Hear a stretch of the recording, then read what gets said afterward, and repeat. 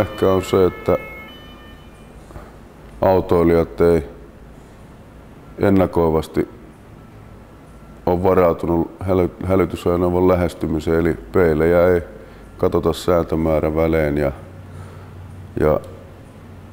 sen jälkeen kun se havaitaan se hälytysajoneuvo tulevan takaa tai jostain muualta, niin ajokäyttäytymisessä tehdään yllättäviä liikkeitä tai niitä ei osoiteta suuntavilkuun tai muuten. No itse henkilökohtaisesti olen huomannut sen, kun auto on iso ja raskas kuitenkin, niin ei autot välttämättä anna tilaa tarpeeksi tai sitten ei hidasta tarpeeksi, että luullaan, että päästään helposti ohi, että kun ei kuitenkaan kiihdy ihan samalla tavalla kuin esimerkiksi ambulanssi. Ja niin risteysalueella, missä on ahasta, on paljon muuta liikennettä ja on liikenteenjakaja ja näin poispäin, niin että kun ei anneta tarpeeksi tilaa, niin siinä on tosi vaikea päästä, varsinkin jos on vähän enemmän ruuhkaa, niin päästään ohi. No poliisikohtaa liikenteessä, jos ajatellaan niin kuin yleisesti liikennettä, niin ongelmat on siihen ihmisen käyttäytymiseen liittyviä. Että miten se kuljettaja siellä ratin takana toimii ja minkälaisia liikkeitä se tekee. Ja sitten jos ajatellaan hälytysajossa, niin ne samat ongelmat on siinä, eli miten se ihminen reagoi ja miten se käyttäytyy.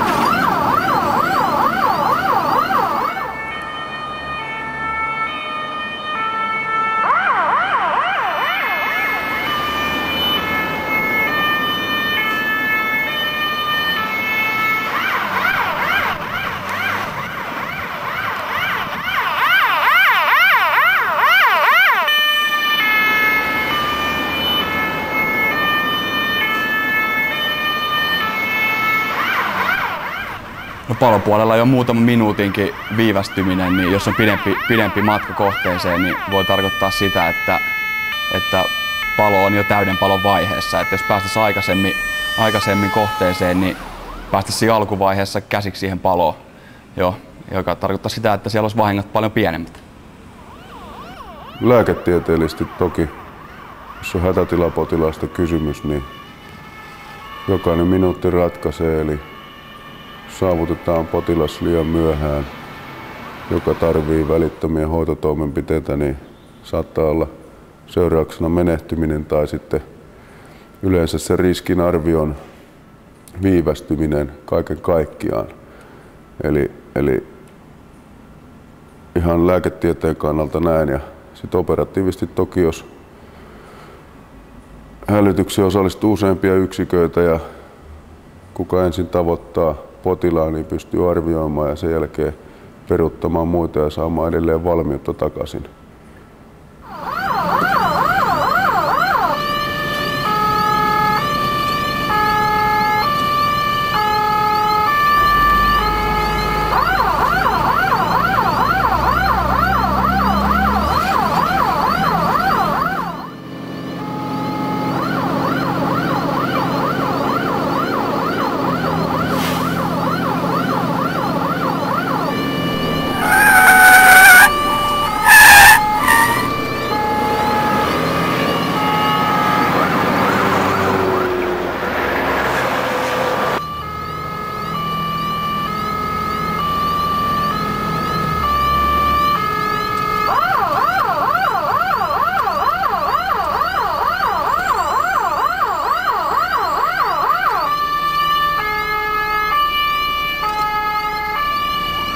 No sitten ongelmana on se, että kun se äkkijarrutus on tehty, kun se huomataan niin myöhään, se hälytysajoneuvon ei ehditä miettiä järkevästi, että miten mä toimisin, vaan sitten saatetaan myös risteys vetää ihan tukkoon.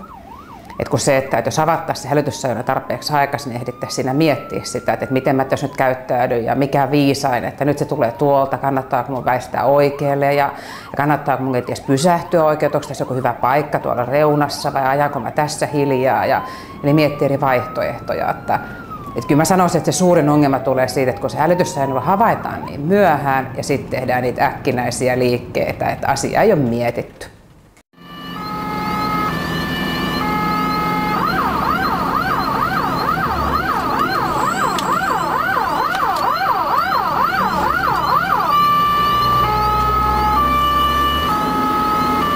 No kun kohta autoilija kohtaa hälytysajoneuvo, joka on hälytysajossa, niin mä näkisin, että se ensimmäinen, mikä kannattaisi tehdä, niin on jotenkin viestittää sille hälytysajoneuvon kuljettajalle, että mä olen havainnut sut.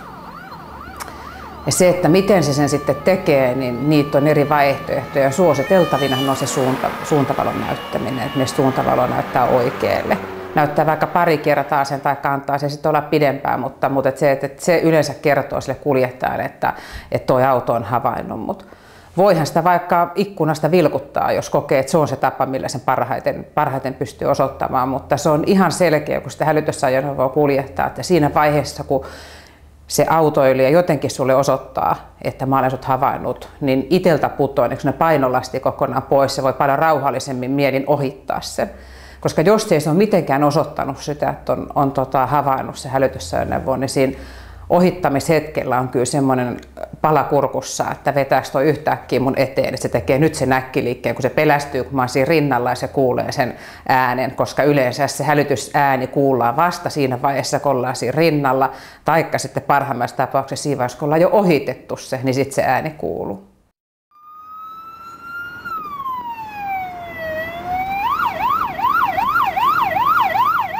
Autoilijan tulee pysähtyä nähdessään siniset hälytysvalot vilkkumassa silloin, kun niihin yhdistyy myös punainen pysäytysvalo. Eli hän näkee taustapeilistä nämä molemmat. Siniset hälytysvalot vilkkuu ja sitten siinä keskellä näkyy punainen pysäytysvalo.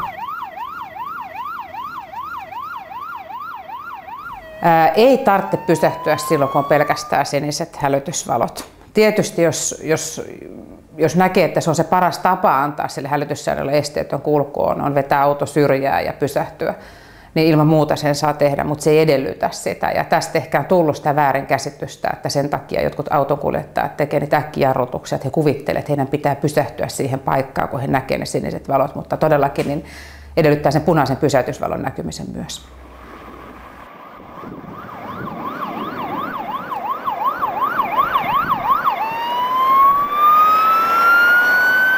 No autokouluissa ainakin uusille kuskeille heti pitäisi sitten pitää justiin tunteja.